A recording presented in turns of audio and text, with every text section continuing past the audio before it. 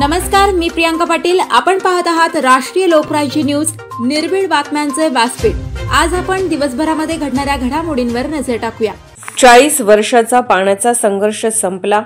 कोराळे गावात निळवंडे डाव्या कालव्याचे जलपूजन डॉक्टर सुजय विखे पाटील। गेल्या 4 दशकांपासून पाण्यासाठी लढणाऱ्या या भागातील संघर्षात संपुष्टात आला आहे। गावाच्या प्रत्येक कोपऱ्यात पाणी पोहोचवणे हेच आमचे ध्येय आहे, असे प्रतिपादन माजी खासदार डॉक्टर सुजय विखे पाटील यांनी केले। कोराळे येथे निळवंडे डाव्या कालव्याच्या पाण्याचे जलपूजन डॉक्टर विखे पाटील यांच्या हस्ते पार पडले।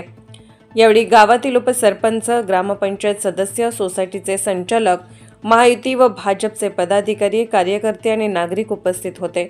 डॉक्टर विखे पाटील म्हणाले, मागील आवर्तनात कोराळे येथे पाणी आणण्याचा शब्द दिला आणि तो पूर्ण केला।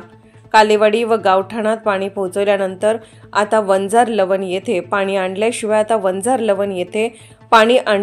गावात पाऊल ठेवणार नाही, असे आज या ठिकाणी वचन देतो। पुढील वर्षभरात मतदारसंघातील कोणताही कोपरा पाण्यापासून वंचित राहणार नाही। पहिल्या 10 किलोमीटर कालव्याचे काम तातडीने पूर्ण करण्याचे आदेश मुख्यमंत्री देवेंद्र फडणवीस यांनी दिले।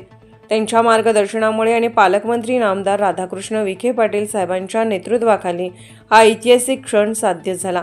स्वर्गीय बाळासाहेब विखे पाटील आणि स्वर्गीय मधुकरराव पिचड यांचाही या प्रकल्पातील वाटा अमूल्य आहे, असे ते म्हणाले। ग्रामस्थांना एकतेचे महत्त्व पटवून देताना डॉक्टर विखे पाटील म्हणाले, पाणी हा केवळ विकासाचा नाही तर ऐक्याचं प्रतीक आहे।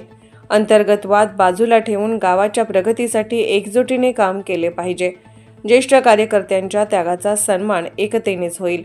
राष्ट्रीय लोकराज्य न्यूज नेटवर्क, कोराळे, राहता। ताज्या बातम्यांसाठी आणि अपडेट्ससाठी राष्ट्रीय लोकराज्य न्यूज चॅनलला सबस्क्राइब करा, तसेच लाईक आणि शेअर करा।